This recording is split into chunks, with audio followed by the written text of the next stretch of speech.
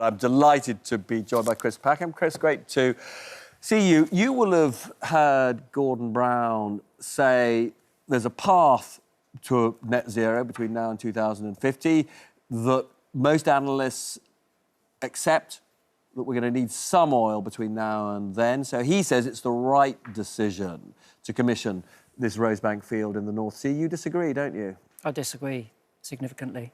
I think these are decisions being made by politicians for short-term benefits, and they're politicians who are not listening to their scientific advisors.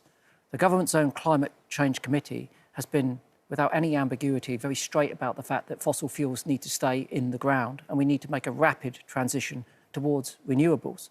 There's no doubt at all, of course, we need to invest in those communities that are in that business at the moment, but we have the opportunity in the UK to grow new businesses, not bad old businesses that we've had before, which are, frankly, Robert, killing our planet. What can I ask you? Can I just put to you the one point on energy security that seems to me to have some substance?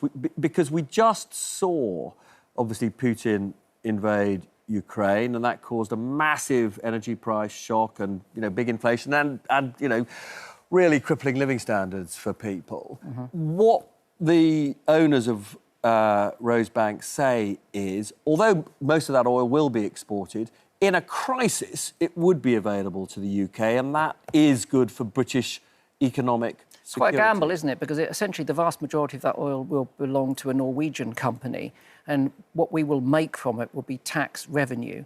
That oil will come out from beneath the ground. It won't even go to, Sullom in the Shetlands. It will be tankered away. We don't have the oil refining capacity in the UK to deal with that. So that oil will go onto the open market and it will go to the people who pay most for it. So it's not energy security at all. Energy security for us is renewables. 25% of our energy was produced by wind today. Now, Putin can turn off the gas tap, but as far as I'm aware, he can't turn off the wind. If we'd have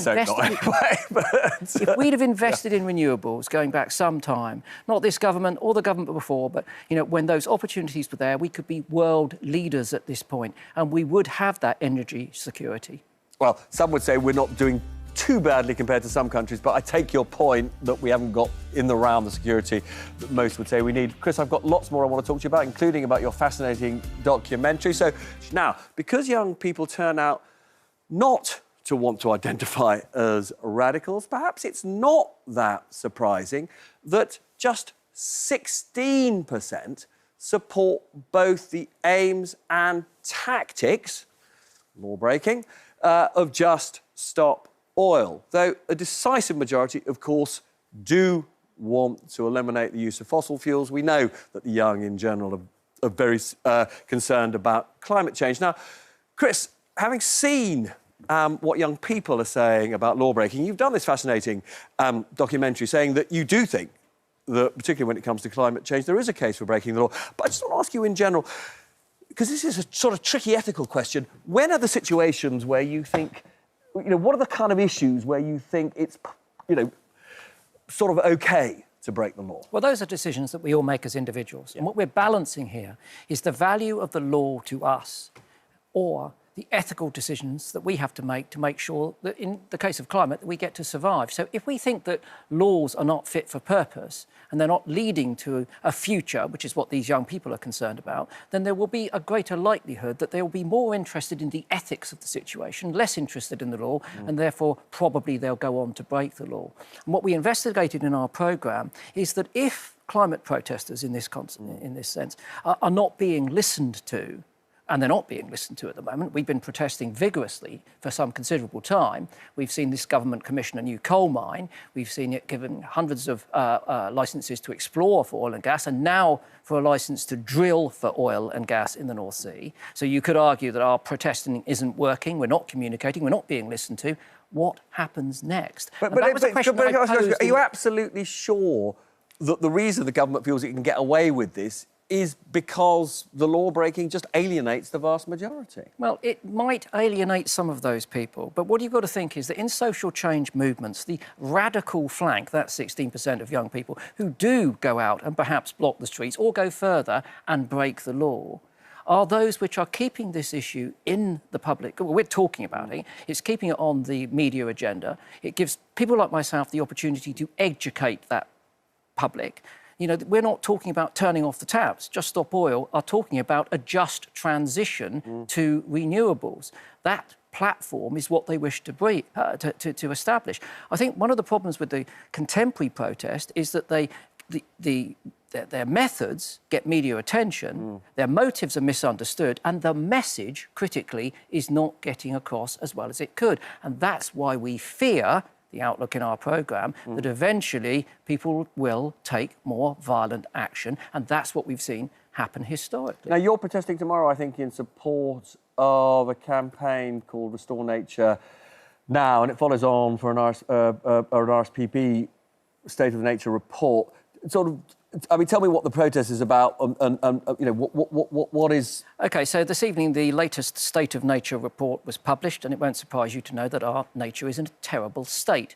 And we've been charting declines in our habitats and species for some time, and we have the technologies and the ability to do something about that. We haven't been doing it broadly enough and rapidly enough. And one of the reasons for that is that we haven't had significant investment of public money. In fact, in recent years, we've had cuts in that. So what I'm saying is we've got the toolkit to make a difference, and individually, with the paucity of resources that we've got, we have proved that we can restore and recover nature, but we don't have access to enough space, time, money, effort and energy to be able to do that. We need government support. And so why we're outside DEFRA tomorrow... Yeah, and presumably this is this a law-breaking demonstration tomorrow? No, it's all peaceful tomorrow. I can guarantee no glue, no paint.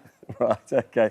We won't be locking on to anything other than our deep-rooted conviction that we want to live in a more healthy environment when it comes to our landscape and our wildlife, and we know that we can, but we must impress upon our politicians that they need to spend that money. So my ask tomorrow, not that necessarily of all of the other NGOs who are attending, is that all of the principal political parties put robust, meaningful and realistic pledges in their manifestos that will lead to nature-friendly fishing, farming and forestry. But, Robert, they must be mandatory.